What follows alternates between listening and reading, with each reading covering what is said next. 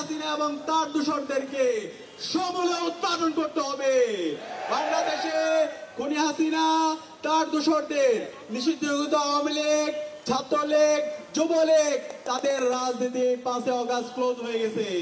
বাংলাদেশে আর এই খুনি হাসিনার রাজনীতি চলবে না। খুনি হাসিনা এবং তার দূষণরা বাংলাদেশের স্বাধীনতা সার্বভৌমত্বের জন্য হুমকি। এদেরকে যেখানে পাবেন সেখানে তাদেরকে থানায় দিবেন, তাদেরকে জেলে দিবেন। আমি একই সাথে অন্তর্বর্তীকালীন সরকারকে অনুরোধ করব, খুনি হাসিনা এবং তার দূষণদের দ্রুত সময়ের মধ্যে রায় ঘোষণা করতে হবে। খুনি হাসিনাকে দেশে এনে তাকে ফাঁসিতে ঝুলাতে হবে। খুনি হাসিনার যত দূষণ আছে বিশ্ববিদ্যালয়ে, অ্যাডমিনিস্ট্রেশনে, বিচার বিভাগে, উপদেষ্টাদের মধ্যে যারা ঘাপটি মেরে বসে খুনি হাসিনার পারপাস সার্ভ করছে তাদেরকে বিচারের আওতায় নিয়ে আসতে হবে।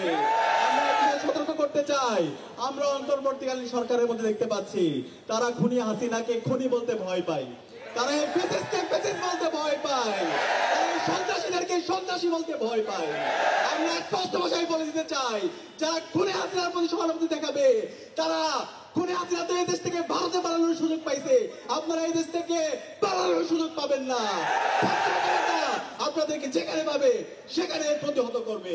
সানশাইন আটা ময়দা সুজি, ভালোবাসায় তৈরি। যারা গুম, খুন, আয়নাঘর তৈরির মাধ্যমে বাংলাদেশকে একটি ব্যর্থ রাষ্ট্রে পরিণত করেছিল, এই খুনি হাসিনা এবং তার সকল দূষণদের বিচার হবে। কিন্তু আজকে 1.5 বছর হওয়ার পরও শহীদদের রক্তের উপর যে অন্তর্বর্তীকালীন সরকার বসেছে তারা এই খুনি হাসিনা এবং তার দূষণদের এখন পর্যন্ত দৃষ্টান্তমূলক বিচারের আওতায় নিয়ে আসতে পারেনি। আমরা অন্তর্বর্তীকালীন সরকারকে জিজ্ঞেস করতে চাই, গত 1.5 বছর জুড়ে আপনারা কি করেছেন? যে ফ্যাসিস্ট লীগ এই দেশ থেকে পালিয়েছে, খুনি হাসিনা এবং তার দূষণরা এই দেশ থেকে পালিয়েছে, তারা কিভাবে এই স্বাধীন বাংলাদেশে আবার নতুন করে ষড়যন্ত্র এবং চক্রান্ত করার সাহস দেখাতে পায়?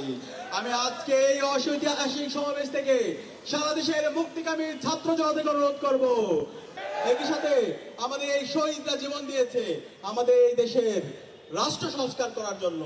আমাদের যে ফ্যাসিবাদী কাঠামো আছে সেই ফ্যাসিবাদী কাঠামোকে ভেঙে চুরমার করে দেওয়ার জন্য আজকে ঐক্যমত্য কমিশনের দীর্ঘদিনের তাদের সভা মিটিং শেষে আজকে ঐক্যমত্য কমিশন থেকে রাষ্ট্র সংস্কারের সুপারিশ এসেছে। কিন্তু আমরা দেখতে পাচ্ছি বাংলাদেশের নিজেদেরকে একটা বড় দল দাবি করে বিএনপি তারা মেজর সংস্কারগুলোতে নোট অফ ডিসেন্ট দিয়েছে। আরে ভাই, রাষ্ট্র সংস্কার চান না? এতদিন 31 দফা বলে বহু সংস্কারের কথা বলতেন, এখন যখন রাষ্ট্র সংস্কারের কথা হচ্ছে এখন কেন ডিসেন্ট দিচ্ছেন? আমরা হুঁশিয়ার করতে চাই, সাবধান হয়ে যান। ছাত্র জনতা ঘুমায়নি, জুলাইয়ের মাধ্যমে যে প্রজন্ম তৈরি হয়েছে তারা আর কাউরে ভয় পায় না। আপনারা যদি সংস্কারের পথে বাধা তৈরি করেন, আপনাদের পতিত ফ্যাসিস্টের যে পরিণতি হয়েছিল তার চাইতে খারাপ পরিণতি আপনাদের হবে। সাবধান করে দিচ্ছি, সাবধান হয়ে যান। দ্রুত সময়ের মধ্যে ছাত্র জনতার যে দাবি, শহীদদের যে আকাঙ্ক্ষা, সে আলোকে রাষ্ট্র সংস্কারের জায়গায় সহযোগিতা করেন। একই সাথে সকল রাজনৈতিক দলকে আমরা আহ্বান করব, আপনারা সহযোগিতা করেন, নতুন রাজনীতির সংস্কৃতি বিনির্মাণ করেন। একই সাথে আমরা দেখতে পাচ্ছি বিগত ফ্যাসিবাদী আমলে আমরা সাংবাদিকতার নামে অপসাংবাদিকতা দেখতে পেয়েছি। আমরা এখন আবার দেখতে পাচ্ছি মিডিয়া হাউসগুলো বিভিন্ন রাজনৈতিক দলের কর্তারা তারা দখল করে তাদের পার্টি অফিস বানাইছে। সাবধান করছি, বাংলাদেশের তারুণরা এখন বুঝে প্রপাগান্ডা কাকে বলে। আপনারা যদি এই মিডিয়া হাউসগুলোকে প্রপাগান্ডা টুল হিসেবে বানাতে চান তাহলে আপনাদের পরিণতি খারাপ হবে।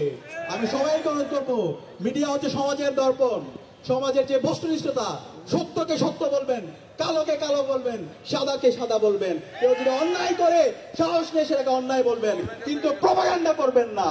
আমরা একই সাথে বাংলাদেশের সকল ছাত্র সংগঠনকে অনুরোধ করব, আজকে আমাদের ঐতিহাসিক সুযোগ এসেছে আমাদের বাংলাদেশ বিনির্মাণ করার। রাজনৈতিক দলগুলোকে অনুরোধ করব, এই ঐতিহাসিক সুযোগ আমরা যেন হেলায় তুলে আমরা নষ্ট না করি। আমরা যেন শহীদদের আকাঙ্ক্ষার আলোকে আমাদের এই বৈষম্যহীন বাংলাদেশ বিনির্মাণ করার জন্য ঐক্যবদ্ধভাবে কাজ করি। আমি আবারও বলছি, এই খুনি হাসিনা এবং নিষিদ্ধ ছাত্রলীগ, যুবলীগ, এই সকল গণহত্যা এবং শিশু হত্যার বিচারে স্বাধীন বাংলাদেশে হবে। খুনি হাসিনাকে দেশে নিয়ে এসে তাকে ফাঁসিতে ঝোলাতে হবে। একই সাথে আওয়ামী লীগের যত দূষণ আছে তাদেরকে যেখানে পাওয়া যাবে তাদেরকে প্রতিরোধ করতে হবে, তাদেরকে থানায় দিতে হবে। রাষ্ট্র সংস্কারের পথে যারা বাধা হবে তাদের বিরুদ্ধে আমাদের প্রতিরোধ চলবে। একই সাথে একটি সুষ্ঠু নির্বাচন করার জন্য নির্বাচন কমিশন, আইন শৃঙ্খলা বাহিনী সবাইকে লেভেল প্লেইং ফিল্ড ইনশিওর করার জন্য অনুরোধ করছি এবং গণভোট আদায়ের মাধ্যমে আমাদের জুলাই সনদের আইনি ভিত্তি দ্রুত সময়ের মধ্যে দেওয়ার আহ্বান জানিয়ে এবং খুনি হাসিনার বিচার এবং দ্রুত সময়ের মধ্যে সংস্কার বাস্তবায়নের আহ্বান জানিয়ে আমি আমার কথা এখানে শেষ করছি। আসসালামু আলাইকুম রহমতুল্লাহ।